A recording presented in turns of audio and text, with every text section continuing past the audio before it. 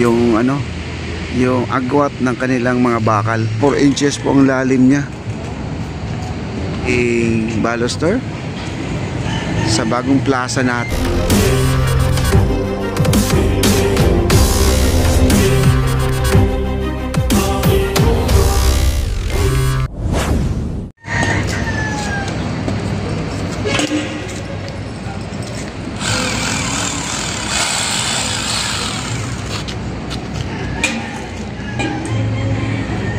Ang laki ng barena nila, no?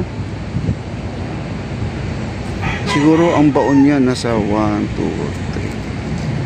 3. Mga 4 inches. Mga 4 inches po ang lalim niya.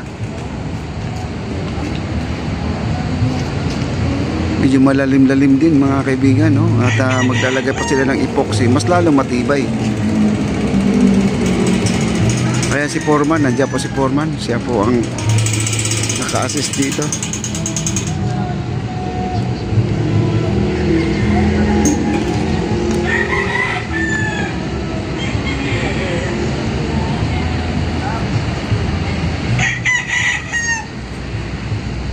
Ayan po. At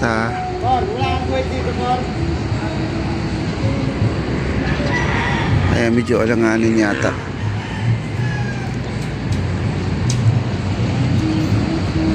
Ayan si Foreman. At double check po yung kanilang mga marker para naman ay sigurado na swak po ang ating mga baluster at ang ating lamppost.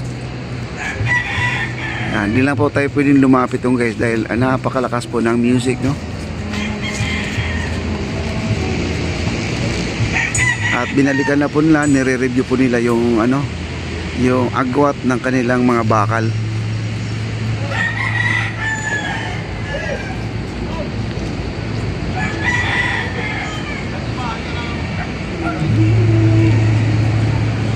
Doon sila mismo sa may semento nagsukat, hindi na dito sa may sa may bakal mismo, no, yung rectangle na bakal diyan.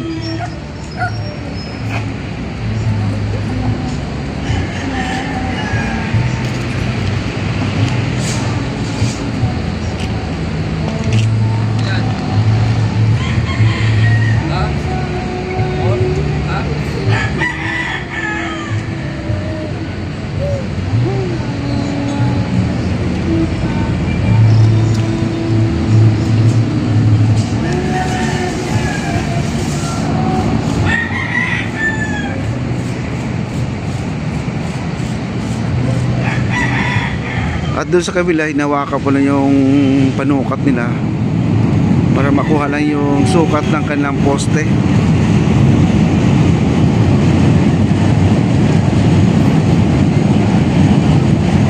Yan, may train po tayo dumano. Yan, sa lubong ating LRT1.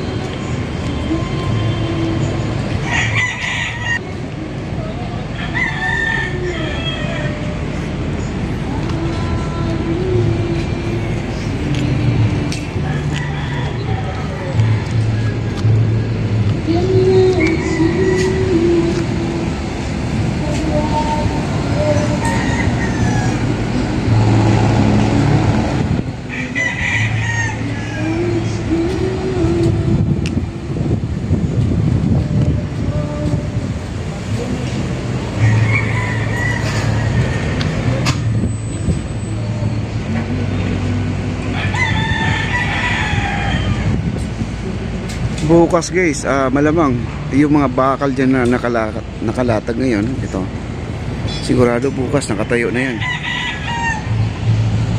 Ang bilis.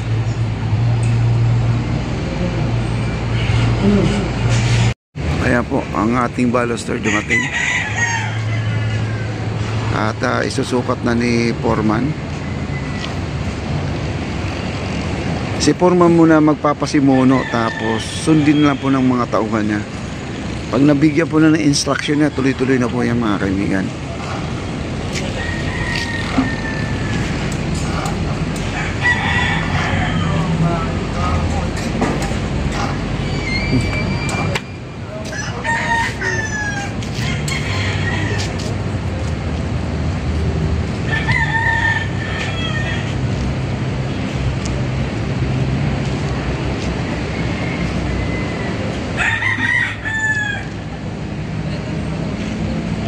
Ayan na.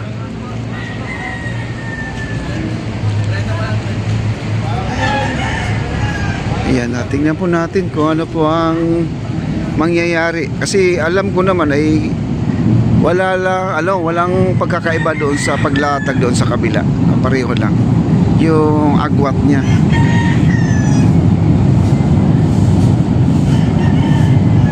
Ayan, dumating na po yung mga baluster guys. At nagsample na po sila dito. Bukas pangalawa may mga baluster na rin tayo, no? Mga nako, ang bilis lang talaga ito. Ang bilis, magkakaroon tayo ng pasyalan na napakahaba na.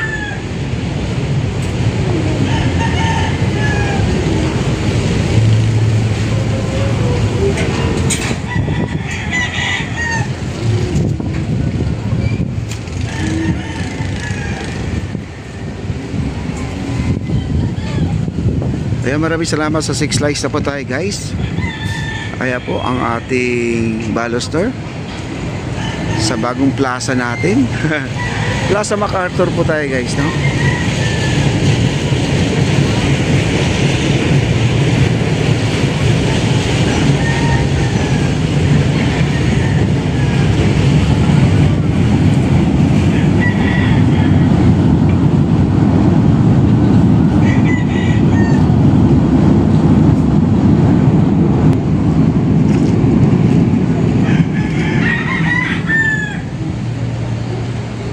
Ayan, mabutas na po sila.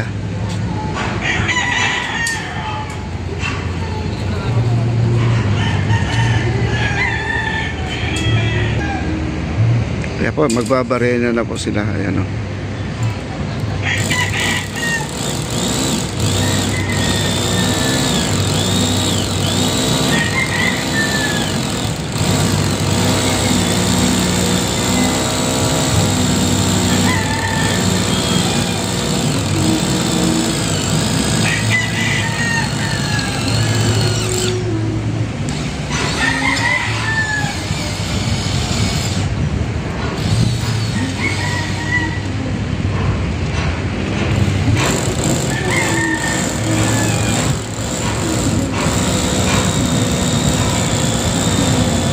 Ayun guys, sunod-sunod na po yan kasi mayroon silang pagbabasihan, no? Yung kanilang agwat ng kanilang baluster.